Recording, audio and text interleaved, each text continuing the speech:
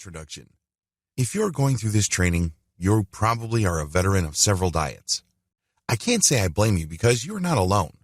In fact, millions of Americans try one diet after another only to end up in the same place. Actually, too many of us go on diet after diet and we get heavier and heavier each time we try. It's bad enough that a lot of these diets are unable to keep the weight off, but once you get off the diet, you gain more weight. It's a very frustrating situation, and a lot of people have basically thought that outside of surgery, losing weight on a sustainable basis is pretty much a pipe dream. You're in luck. It turns out, according to fairly recent research, that fat has actually gotten a bad rap. Based on these recent analyses, the real culprit for America's exploding waistline is none other than sugar. You heard that right. The old idea of eating a lot of fruits, starchy food, and starchy vegetables is actually making you sick. It leads to inflammation. It increases the chances of developing certain types of cancer. And it inflames the system so much that it can put people at risk of cardiovascular diseases. By loading up on eggs, avocados, and other high-fat, low-carb foods, you can live healthier while losing weight on a sustainable basis. The key is achieving ketosis. Don't get scared of the term. Your body can only take two forms of energy. Either it uses up the sugar in your bloodstream, or it takes in fat in the form of chemical compounds produced by your liver called ketones. When people achieve ketosis, they not only lose weight, but they get a nice burst of energy. They think more clearly, their skin improves, and a whole long list of tremendous health benefits.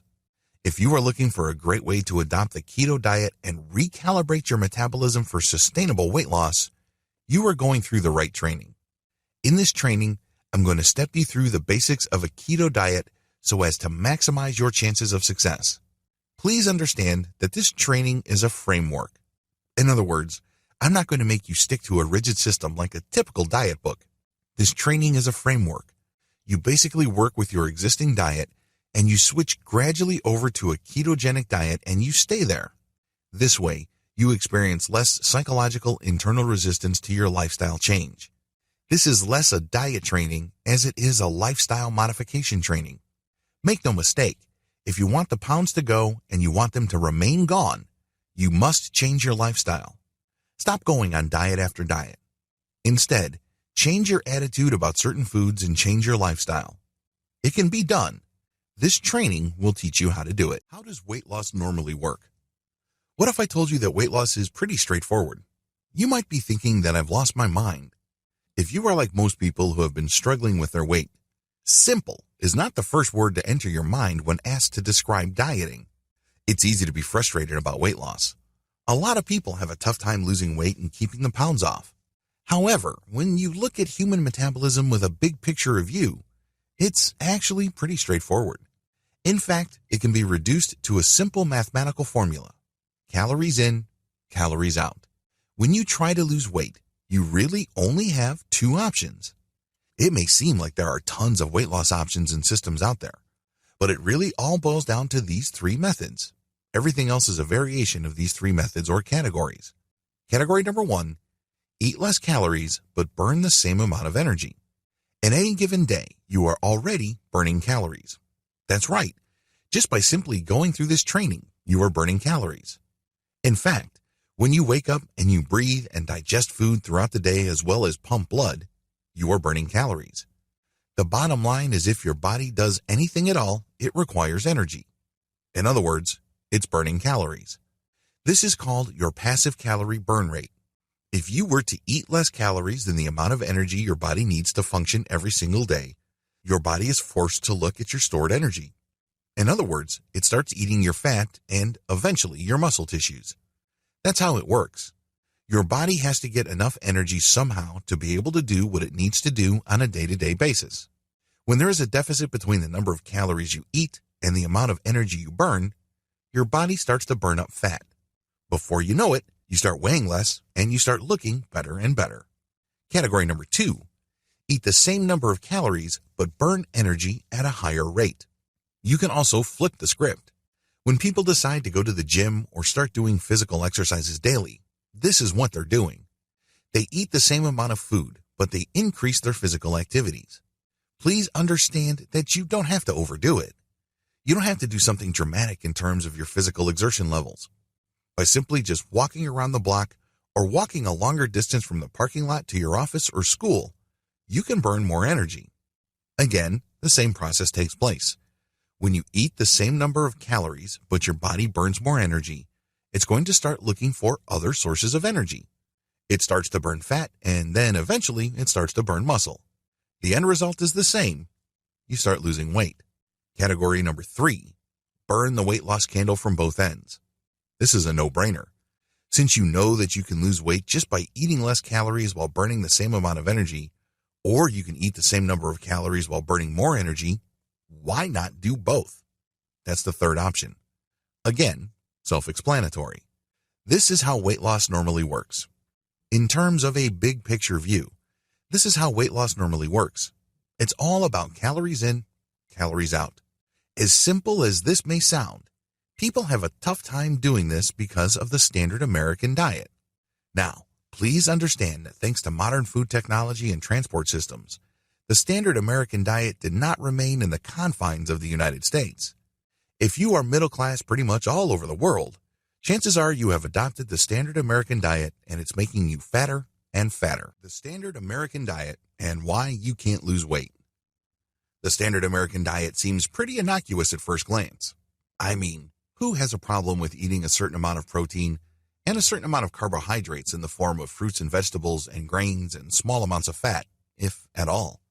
It's probably been drilled into your head for several years that this is the healthy way to go. Nobody can really blame you for thinking otherwise.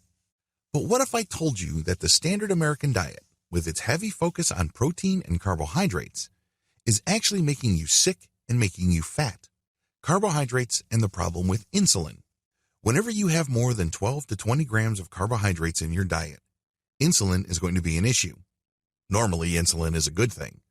Insulin, after all, is the hormone that unlocks your body's cells so it lets sugar into your bloodstream. Once your cells absorb the sugar, it then converts it into energy. Well, here's the problem with insulin. It has a dark side. When insulin is in your system, your body uses blood sugar for fuel. This means it's not burning fat. In fact, insulin has the effect of locking your fat cells so none of that energy gets out. Your body is blocked from using fat as energy. That spare tire you're walking around with will remain with you until and unless you deal with insulin. Reduce insulin and your body starts burning fat for fuel. It's that simple. The problem is the standard American diet has so many carbohydrates that people start suffering from the excesses of insulin. Not only do they have spikes in insulin levels, which leads to them feeling hungry throughout the day, a high-carb diet also inflames your system. The truth about fat loss. If you want to burn belly fat or you just want to lose a lot of weight, you have to focus on controlling your insulin levels. It doesn't get any simpler than that. When insulin is in the picture, it's going to block off your fat cells and your body is not going to burn fat for energy. There's no chance of it doing that. The keto alternative. Thankfully, there's an alternative to using blood sugar for cellular energy. You can use fat. Now, this flies in the face of all the health guidance you probably have heard throughout the years.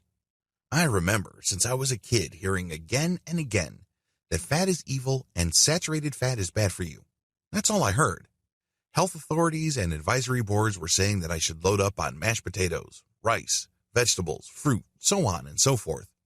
It turns out that it's the other way around. The real health emergency in America and elsewhere is the high amount of sugar, read carbohydrates, in our diets. It's the sugar that's making us sick. It's the sugar that is inflaming us.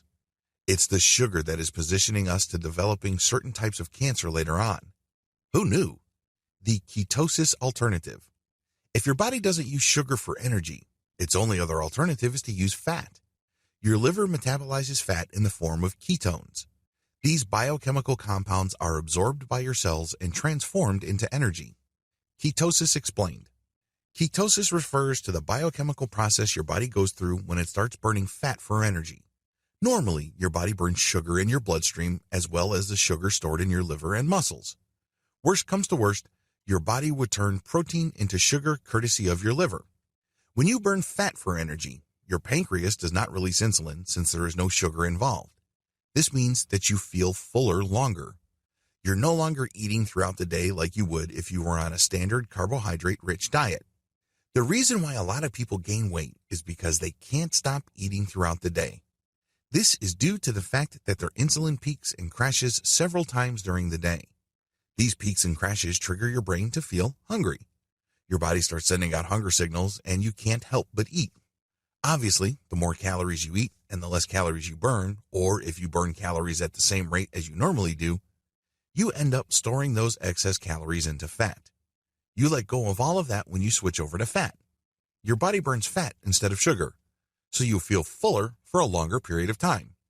No, you're not going to die with ketosis. One of the most common misconceptions about going on a keto diet is that you end up polluting your blood with ketone bodies to the point that you die. This is a myth. Usually the people who develop this condition called ketoacidosis are people who cannot naturally produce insulin. In other words, people most prone to ketoacidosis are type 1 diabetics. There's a good chance you're not a type 1 diabetic. Most people aren't. This is why you shouldn't worry about developing ketoacidosis, because at some level, your body is still producing insulin.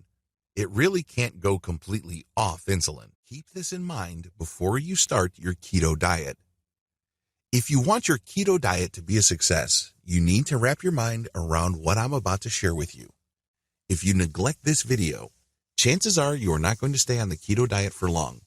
There's a high likelihood that you're probably going to look at your keto diet as just another thing that you've tried so you can lose weight. In other words, it's just another diet to you. Last time I checked, that is a losing strategy. Keep an open mind and focus on the following. Change your lifestyle instead of going on another diet. Don't look at the keto diet as just another diet option.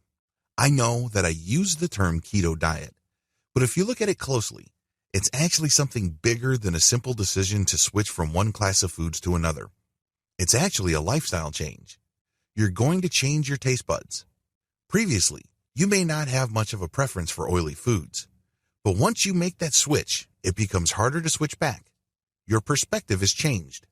Think long-term. The keto diet is actually a long-term strategy.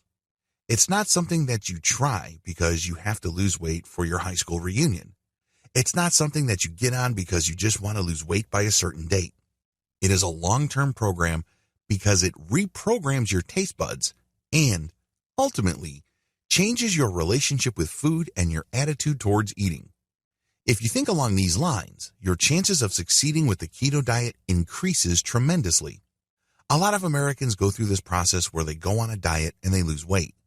They gain the weight back and they weigh more after a few months. They then go on a diet, then go on another diet, and repeat the process again and again. Once enough time passes, they end up massively overweight. They didn't pack on the extra pounds because they wanted to, but that's where they end up. This is because they don't think long-term. They don't think in terms of lifestyle change. Instead, they look at a weight loss program as simply another diet. Stop it. Believe that the keto lifestyle works. I cannot even begin to tell you how many times I've counseled people regarding weight loss, and after nodding their heads for what seemed like hours, they pull me aside and ask me, honestly, do you think it's going to work for me? This reflects the love-hate relationship too many people have with weight loss programs.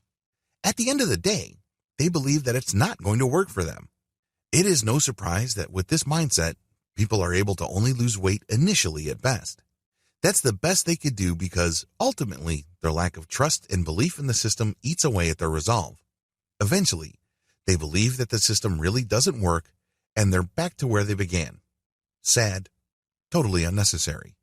If you're going to adopt a keto diet, you have to believe that this lifestyle works. Period. You have to believe that this works. Look at the testimonials. Look at the people that have lost a tremendous amount of weight using this system. Believe that it works. Otherwise, your lack of belief and trust is going to erode your efforts at implementing it. Eventually, you're going to slow down and the pounds will come rushing back. The worst part, you did it to yourself. Believe that you can do it. It's one thing to believe that the keto lifestyle works for other people. It's another thing to believe that it works for you. If you want the keto diet to truly deliver its claims, believe that you can do it. Believe that when you get on it, you will benefit from it. There's really no point in thinking that something works for other people. So what? That's them. We are talking about you. So make sure that you believe that this can work for you. The good news is if other people can do it, why can't you? Are you any less entitled to losing all that weight? Can't you benefit the same way as other people? Don't think, for whatever reason, that you're unique and special and cannot lose weight through systems that benefit other people. Believe that you can make it work. The bottom line, if other people can do it, you can do it too. As the old saying goes, the proof is in the pudding. If other people can do it, why can't you? All these keto testimonials, as well as the personal before and after pictures that you see all over the internet involving the keto diet, they're absolutely true. They work for people. Keto was working yesterday. It's working today. It will continue to work in the future. Now the question is, are you going to look at what happened to those people and accept that it can also happen to you? If you have a tough time believing that you can achieve what other people have achieved with the keto diet, then you just have to admit that you're giving yourself excuses not to try. That's the bottom line. You're coming up with one justification after another and one excuse after another not to try. That's what's really going on. Get your mind right before you start your keto diet. You need to go through all the steps above and everything must line up. If you don't get into this with the right mindset, chances are you will end up sabotaging yourself. There's a high likelihood that you will eventually stumble, lose motivation, and go back to your old eating patterns. I understand that you're frustrated with your weight. I understand that you want to change. But no change is possible until and unless you change your mindset. In this video, I've laid out the mental changes that you need to go through so you can tackle the keto diet with the right attitude. Keto diet step number 1. Displace, do not replace. One of the most common problems I've seen people run into again and again with diets is they use a scorched earth policy. For example, if somebody is loading up on starch, they basically replace all the meat and all the eggs and fatty food they have been eating with just starch. They have this black and white, either or, all or nothing mindset. Now, you may be thinking that this is a good thing. You may be thinking that this indicates commitment and a firm decision to make a change. That might be true. The problem is when you go through such an abrupt change, your body starts to push back. At first, it's not all that noticeable. But eventually, your mind and your body start pulling you back to your old eating habits. You have to understand that we're all creatures of habit. We've grown accustomed to certain things. We adopt certain lifestyles because they meet our needs at a very deep level. Your weight and your eating patterns are reflections of your personal habits. As you probably already know, changing habits is not very easy. It's definitely not something that you take on lightly. It is no surprise, given this background, that a lot of people who just abruptly change their diets end up going back to their old eating patterns. All that weight that they've lost initially in the early stages of the diet come back. Worse yet, people get heavier. They end up in a worse place. This is due to the fact that they triggered their system for a serious backlash later on. Just because it didn't happen when you switched over to your new diet doesn't mean it's not going to happen. It's like trapping heat in a volcano. It's only a matter of time until that volcano blows its top. This is exactly what happens to a lot of people switching from one lifestyle to another and one diet to another. It doesn't matter whether you've adopted the paleo diet, the South Beach diet, the Atkins diet, or any other kind of weight loss program. Eventually, you go back to your old eating habits. The number one reason why people cannot sustain their new diet. Why do people end up where they begin?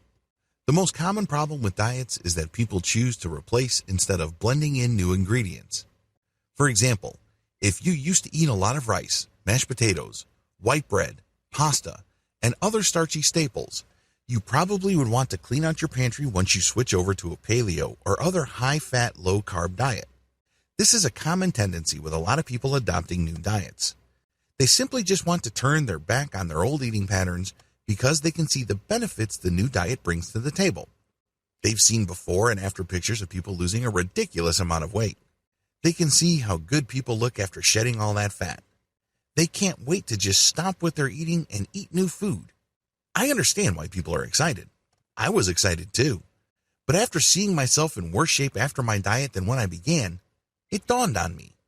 I began to realize that the reason why I keep coming back to where I started is because I sought to replace all my food choices.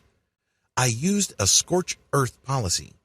I would go from eating fruits and vegetables to eating only eggs, avocados, and other fatty foods. After all, I've gone keto. You can say the same for paleo and other diets out there. The problem is this is not sustainable. I was only able to stay on the keto diet when I started to displace food items. What does this mean? Instead of replacing high-carb items on my meal plans, I added high-fat items to my diet. Eventually, I started to lose my taste for high-carb foods. They got displaced by more and more high-fat items on my meal plans. Add, do not subtract. Displace, do not replace. It's all in your head. Remember, the reason why you are displacing and not replacing and adding instead of cutting out large chunks of your meal plan is because you're trying to work with your psychology. When you start taking out dishes from your meal plan, your mind starts feeling left behind. Deep down inside, you start to feel that you're denying yourself. You feel like you're losing something. I'm sure I don't need to remind you that one of the most powerful human impulses is the fear of loss or getting left behind. This is the reason why people who live in certain neighborhoods automatically get the urge to buy the same car as their neighbor once their neighbor rolls around in a new set of wheels. I've seen this happen quite a bit. It only takes one neighbor to buy a new top-of-the-line Mercedes-Benz or BMW to get other neighbors to want to buy the same kind of car. The same applies to clothes. The same applies to food and lifestyle. We don't like to get left behind. We don't like to feel like we are denying ourselves. This is exactly the kind of mindset you trigger when you choose to replace certain food items from your diet on a wholesale basis. Don't do it. Instead, keep adding ketogenic meal items to your diet. Eventually, you will reach a point where your taste buds have switched over to a fat preference. You're no longer craving sweets. You no longer feel like you can't go a day without carbohydrates. That's when these carb items start dropping from your meal plan. However, it has to take place gradually. You can't force it. Focus more on ketogenic meals. As you get used to eating keto-friendly meals, your taste buds begin to change. At first, it may seem like it may be hard going for you. After all, who can eat eggs day after day? If you're like most Americans, you probably don't really have much of a craving for avocado on a daily basis. Eventually, it becomes routine to you, and you start craving more ketogenic items and start forgetting about your old sweet tooth. Still, you have to do this gradually. You can't shock your system. The moment you shock your system, be prepared for the backlash because your body is sure to put up a fight. It may not do it immediately, but eventually it will undermine you. Eventually, it will get the upper hand. Before you know it, you're back to eating what you used to eat before you adopted your keto diet. Keto diet meal plan strategies that work. As I have mentioned in the previous video, if you don't have the right mindset coming in, there's a high chance you are going to fail with your keto diet. To be fair, if you are mentally unprepared for your weight loss journey, you probably will fail with most other diets. Don't think that this is limited to keto. Your lack of mental preparation may mean that you may have certain emotional vulnerabilities which can translate to you getting off your keto diet sooner rather than later. Thankfully, there are certain strategies that you can use if you have the right mindset. Having the right weight loss mindset is essential. It's non-negotiable. There's no getting around it. This is why I suggest that before you go any further, review video 5 thoroughly.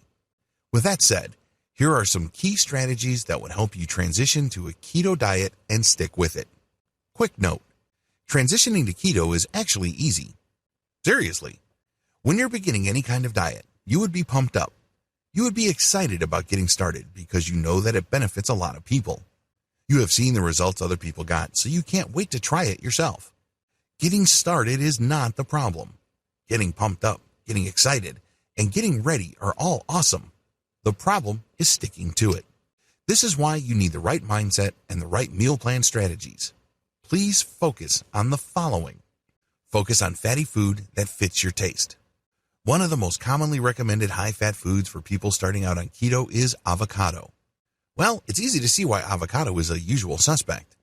It is high in fiber and it's loaded with fat. What's not to love?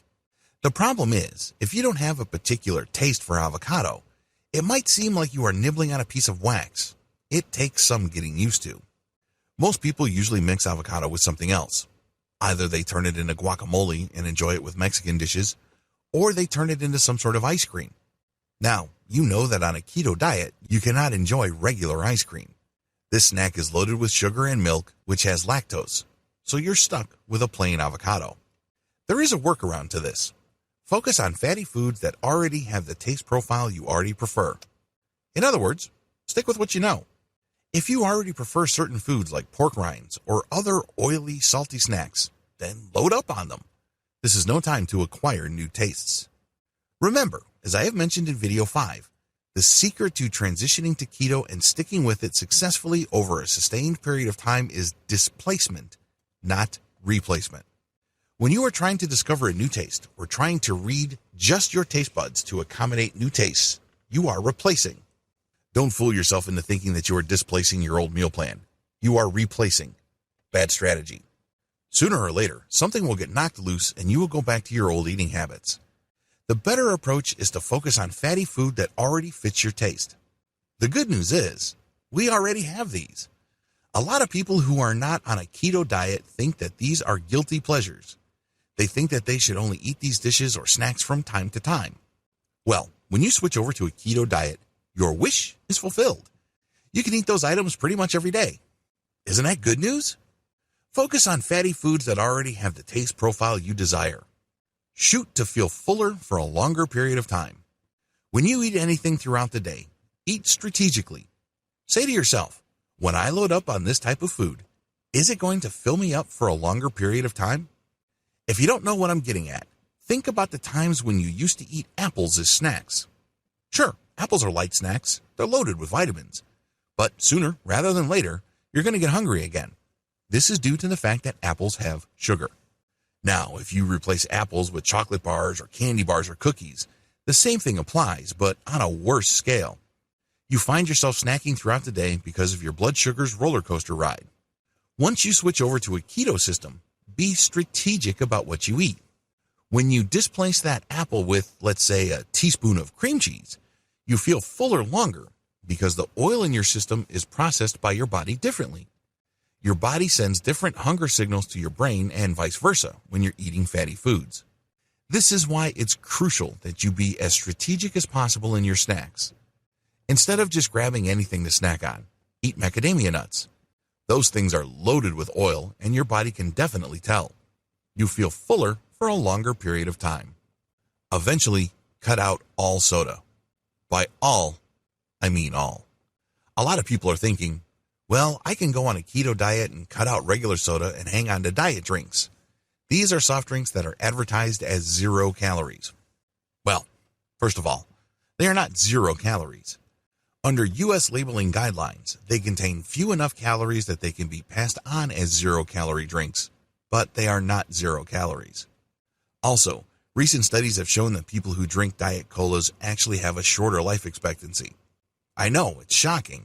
It definitely shocked me. In fact, I got so stunned I swore off all sodas across the board. It doesn't matter whether they are regular soda loaded with sugar, or high fructose corn syrup and other nasty junk, or they are the 0-calorie or low-calorie variety. I'm completely off them, and I suggest you do the same. I understand that if you drink a lot of soda, it's going to be very hard to go cold turkey. Believe me, I can empathize. It took me a few false starts myself to finally get off the soda train. This is why it's a good idea to follow one of the principles that I have laid out in video 6, displace, do not replace. In accordance with this piece of advice, eventually cut out all soda. The key here is eventually. This means that you have to start today. It doesn't have to be bold. It doesn't have to be dramatic. You're not trying to impress anybody. You're not trying to be a hero. But you have to start today and gradually cut down. If you do it gradually, it's actually much easier than you care to realize. But if you were going to go cold turkey, that's going to be a little bit of a problem because of the dynamics that I described earlier in this training. Your body will put up a fight. Your body is used to doing things a certain way. Your body has grown accustomed to certain patterns, and believe me, it's going to push back. Sooner or later, you will find yourself doing the same things as before. Before you know it, you will be eating the same stuff as before. So don't do things that way. There's no need for some sort of black and white change. Again, you're not trying to impress anybody. You're not trying to put on a show. Instead, you want to adopt something that will stick.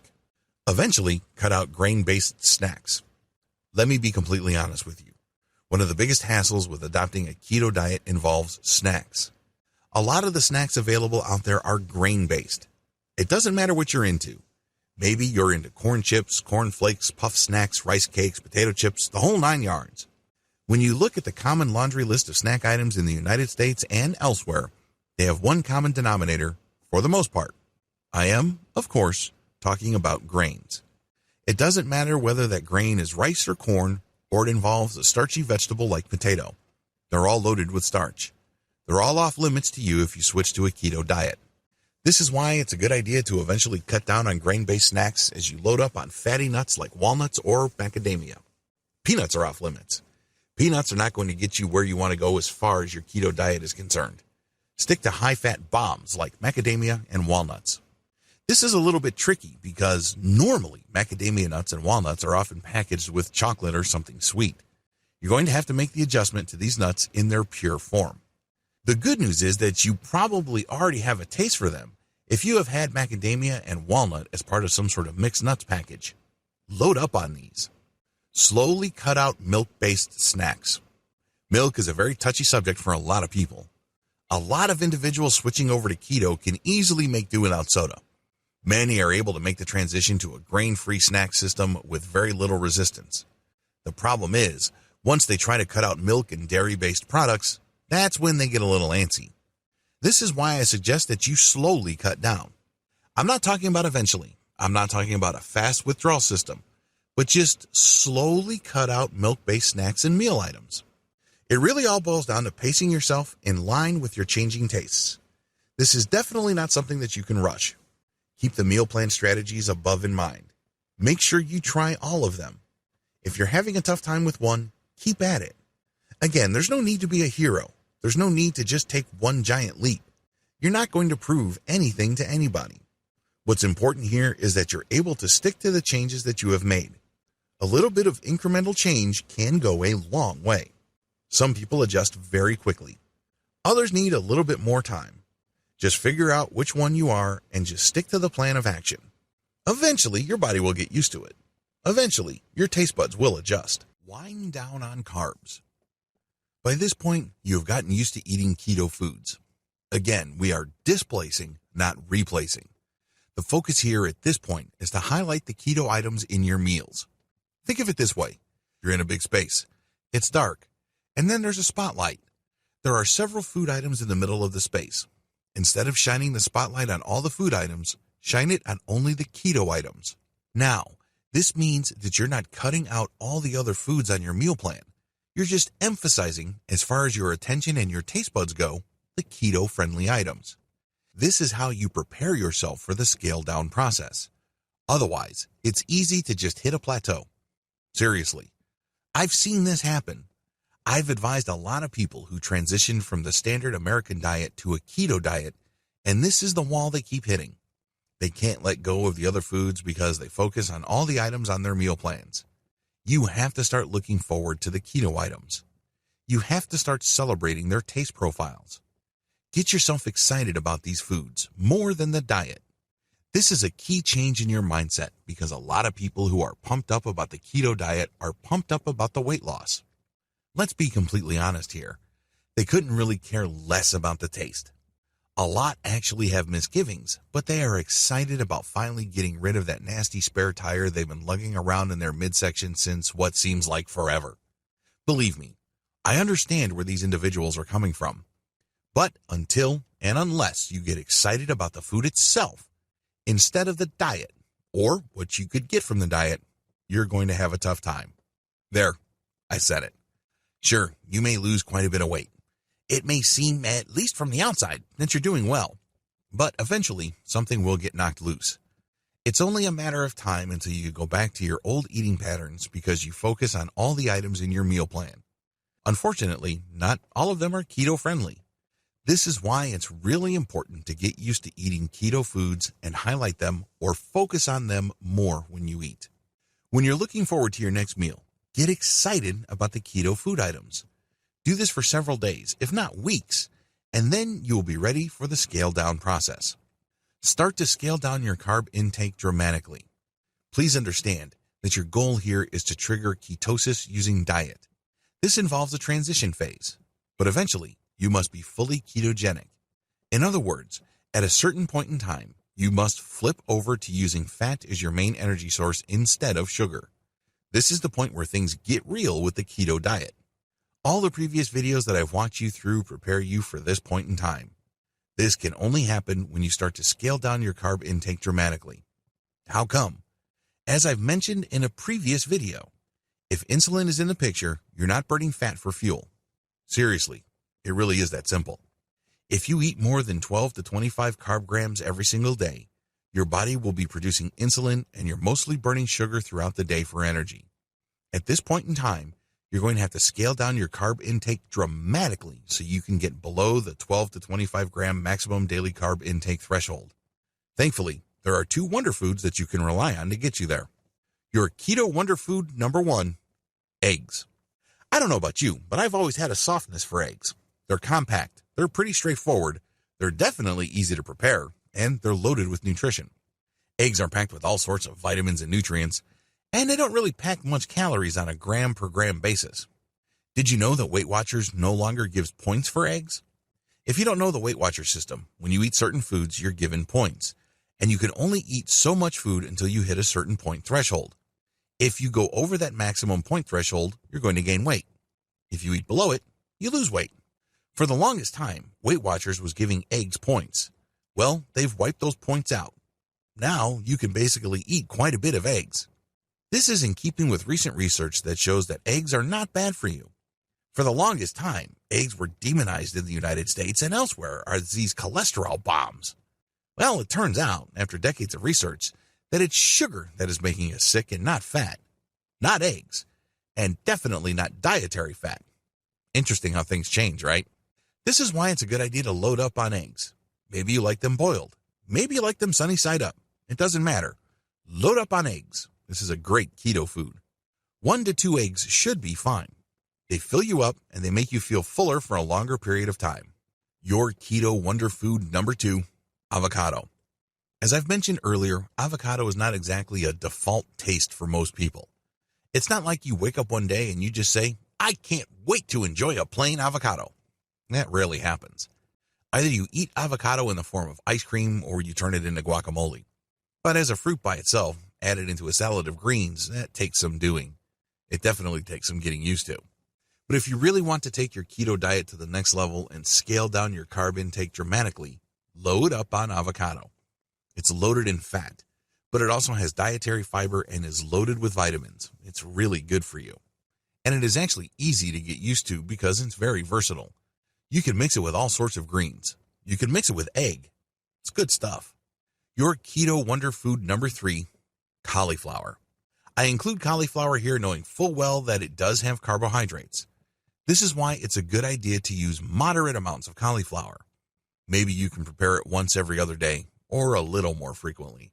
I include cauliflower here because a lot of us veterans of the standard American diet are used to eating a significant amount of carbohydrates every day. In my case, I used to eat a lot of rice. Cauliflower saved my life as far as my keto diet goes. Why?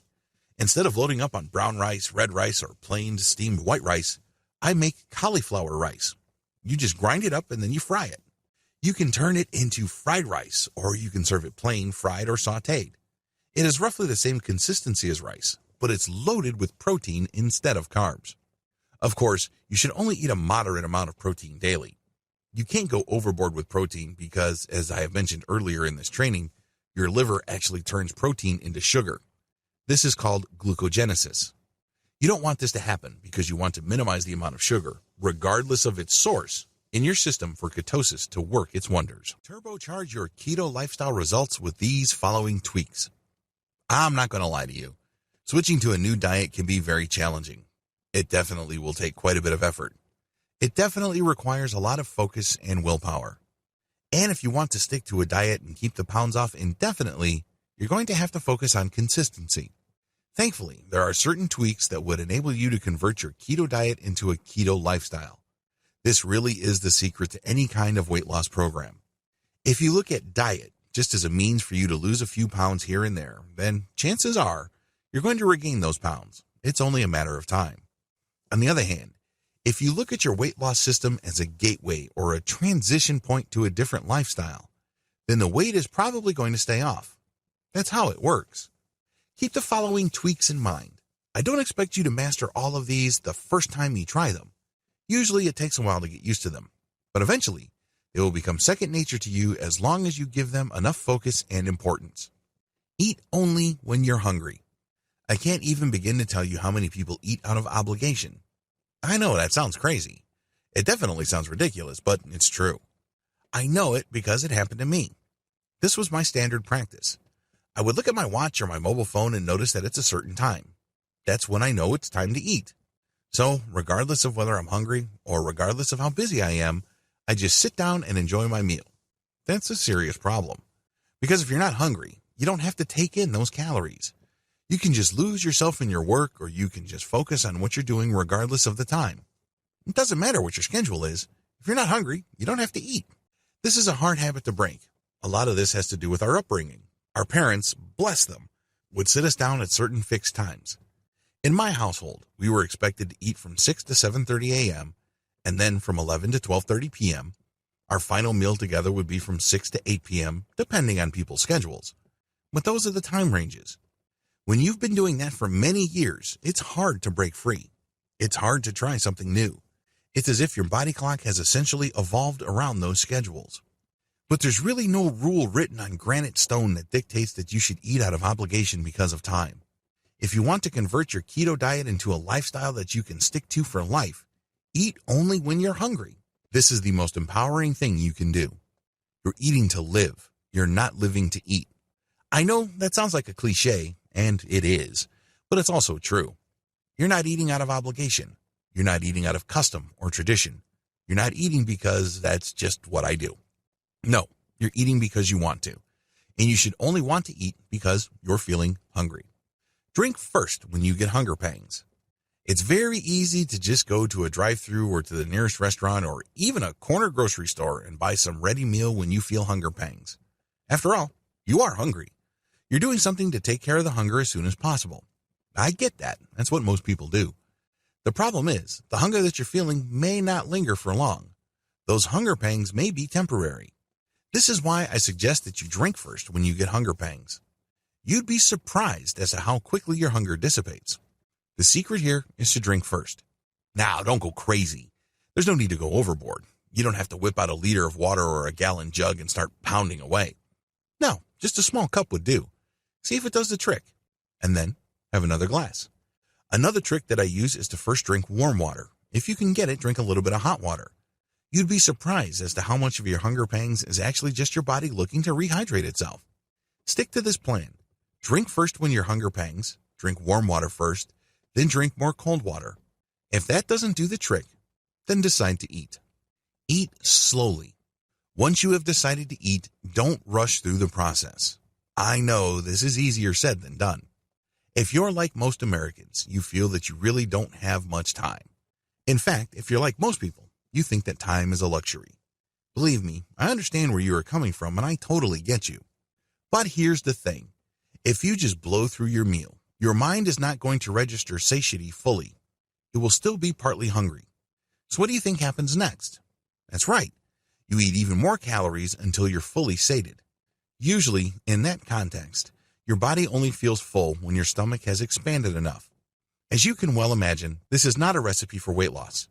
You end up eating too much. This is why it's a good idea to eat slowly. You're eating your keto meals. That's awesome, but eat slowly. This means that you get to enjoy your food more. It also gives your brain time to synchronize and line up with your body. Because when you eat, you're actually releasing chemical compounds through your body. It's sending all sorts of signals. There's this interplay between your brain and the rest of your body, particularly your digestive tract. If you rush through your meals, this delicate balance of signals cascading into each other and reacting to each other doesn't play out fully. So you end up overloading your system with calories. Eat slowly. There's no rush. Enjoy each mouthful. Celebrate your food. Again, eat to live. Don't live to eat. Look at each of your meals as some sort of event. When you have chosen to eat slowly, your mind has opened itself to the possibility of looking at food as some sort of celebration. It is not just empty generic fuel that you just load up on so you can do more important things throughout the day.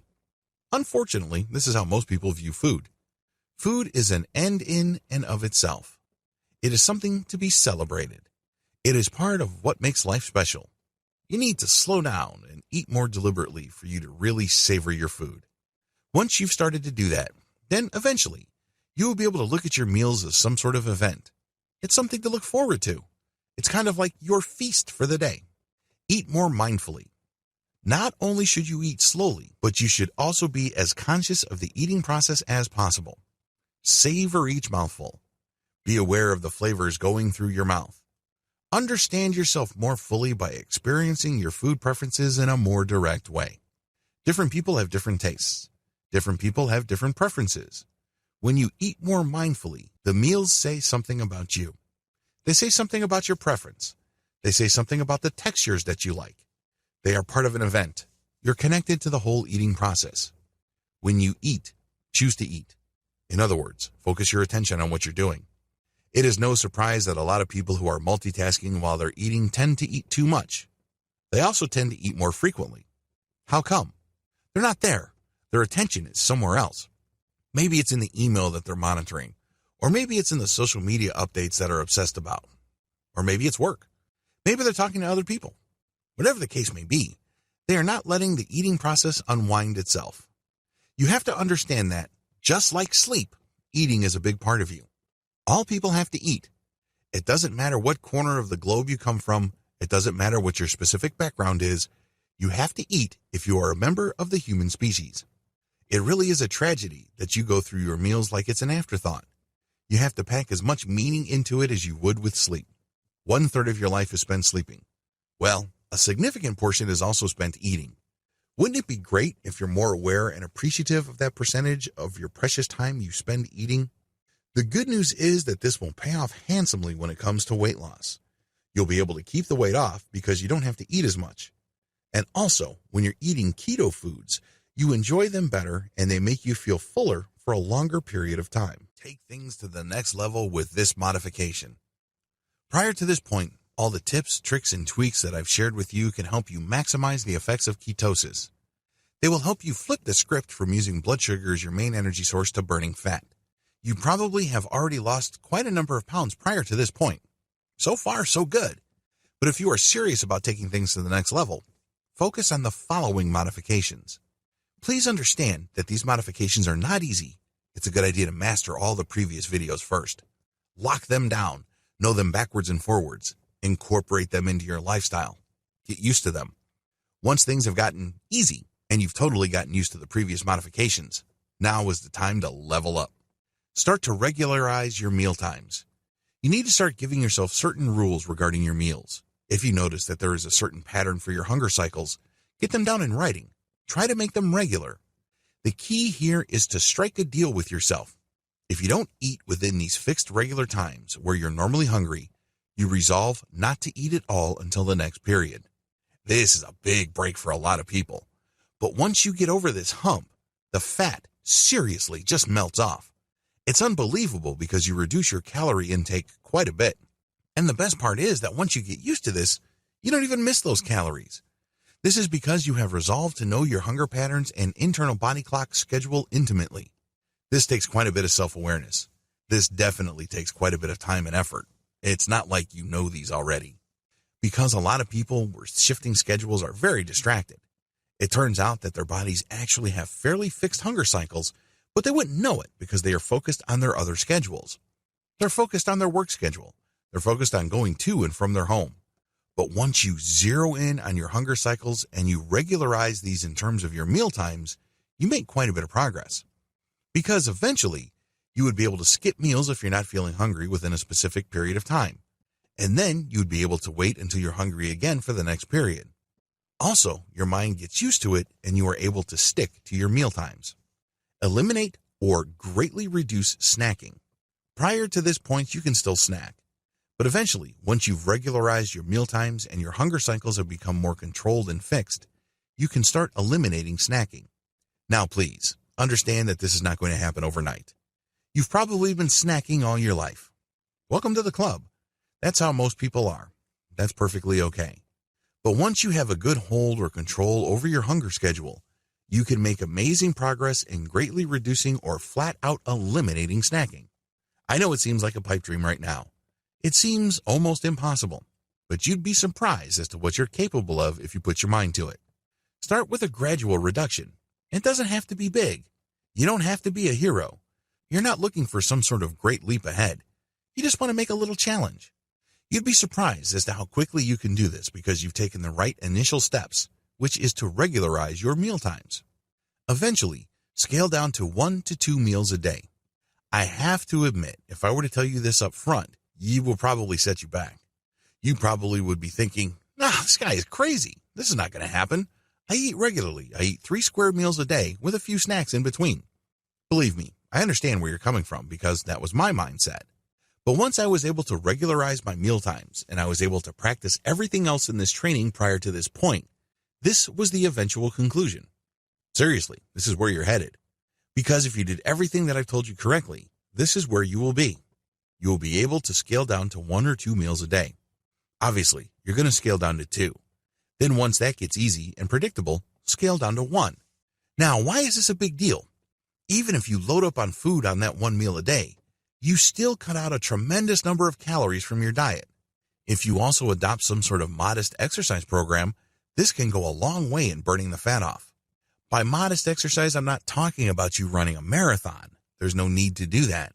You don't have to become some sort of triathlete or fancy yourself as some sort of Iron Man or Iron Woman. No need to be a hero once again. You can just walk around the block, or you can bike around. It doesn't matter. Any kind of moderate exercise is enough to tip the scales, especially that you've reduced everything down to 1 to 2 meals a day. Scale down to 1 meal a day. In this section, I want to make it clear that this is not you going down to 1 meal every once in a while. This is not you going down to 1 meal a day 3 times a week. Instead, this is you scaling down to 1 meal a day as an iron rule. Now, this might seem a bit hard, and it is for a lot of people, but if you followed all the above steps, it's easier to get to this point than you can imagine. You've laid the groundwork, so making the transition is not really as abrupt and as hard as you think.